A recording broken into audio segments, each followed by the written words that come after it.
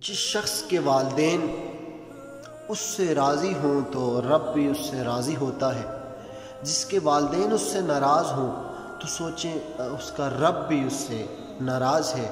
इसलिए वालिदैन को राज़ी करने की कोशिश करें, जितनी हो सके वालिदैन की खिदमत करें। उठते बैठते चलते फिरते वो कुछ भी कहें तो उस एकदम उनकी बात को बजा लाएं, एकदम उनकी बात को पूरा करें। और अगर वो बुढ़ापे में पहुंच जाए तो उन्हें उफ़ तक ना कहें। और आजकल हमारे असवाक में ये चीज़ पढ़ाई जाती है कि माँ के कदमों तले जन्नत है, माँ की खिदमत करनी चाहिए। वाकई माँ के कदमों तले जन्नत है, माँ की खिदमत करके हम जन्नत तक पहुँच सकते हैं। माँ की जितनी हम खिदमत कर सकें वो कम है। हमारे असबाक में माँ की तो शान पढ़ाई जाती है, माँ के बारे में सबक हमें पढ़ाया जाता है, लेकिन अफसोस के जहाँ माँ जन्नत का दरवाज़ा है वहाँ बाप जहाँ माँ के कदमों तले जन्नत है और बाप वहाँ जन्नत का दरवाज़ा है। तो आप दरवाज़े से दाखिल होंगे तो अंदर जाएंगे। बड़े अफसोस से कहना पड़ता है कि हमारे असबाक में ये चीज़ें नहीं पढ़ाई जाती कि आखिर वालिद का क्या मकाम है। वालिद के बारे में कुछ इतना हमें सबक नहीं पढ़ाया जाता, जिसकी वजह से औलाद के दिल में वालिद के लिए इतनी मोहब्बत नहीं होती जितनी माँ के लिए होती है। जिस तरह माँ से मोहब्बत करते हैं दोस्तों, माँ की हर बात सुनते हैं, इसी तरह अपने वालिद से भी मोहब्बत करें। वालिद का भी हर कहना माने। अगर आपका वालिद आपसे नाराज़ है तो आप जन्नत में नहीं दाखिल हो सकते। अगर आपके वालिदैन माँ बाप दोनों आपसे राज़ी हैं तो आपका रब भी आपसे नाराज़ी है। अगर इनमें से एक भी आपसे नाराज़ है तो आपका रब भी आपसे नाराज़ है। तो दोस्तों, वालिद को मामूली ना समझो। माँ चूल्हे पे जलती है और वालिद धूप में जलता है, तब जाके औलाद पलती है। ना जाने क्या क्या मुश्किलात वालिद सहता है। आपके बचपन से लेकर आप जब बचपन में होते हैं वहाँ से हर चीज़ आपकी वालिद पूरी करना शुरू करता है।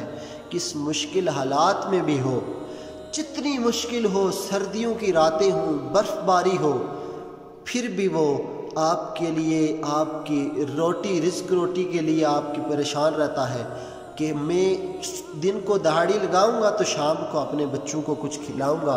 वो वालिद जो धूप पे जलता है, गर्मियों की धूप, सख्त तरीन धूप होती है, तो वो वालिद रेड़ी लगाए वहाँ बैठा रहता है कि शाम को अपने बच्चों के लिए कुछ ना कुछ लेके चलूँगा तो वो खुश हो जाएंगे, वो खाएंगे।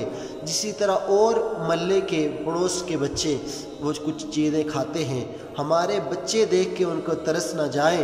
वालिद किस कदर वो परेशानी के आलम में, वो बीमार हो तब भी उसके ज़हन में ये फ़िक्र रहती है और हर लम्हा आपकी फ़िक्र में लगा रहता है कि किस तरह अपने बच्चों का पेट पाला जाए, अपने बच्चों को रोटी खिलाई जाए, उनका अच्छा गुज़र बसर किया जाए।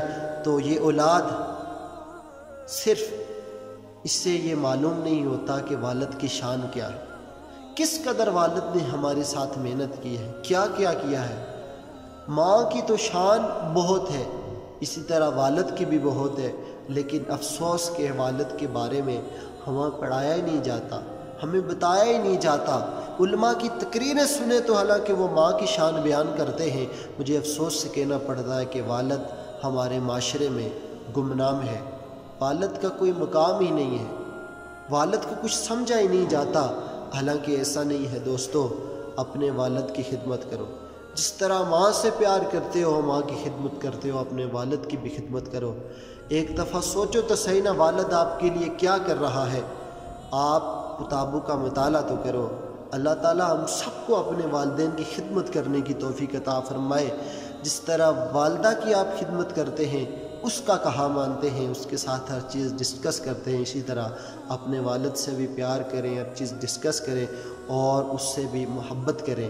तो माँ बाप अगर आपसे राज़ी हों, आपने खिदमत करके उनको राज़ी किया हो तो आपका रब भी आपसे राज़ी होगा। अगर आपके वालिदैन आपसे नाराज़ हैं तो आपका रब भी आपसे राज़ी नहीं।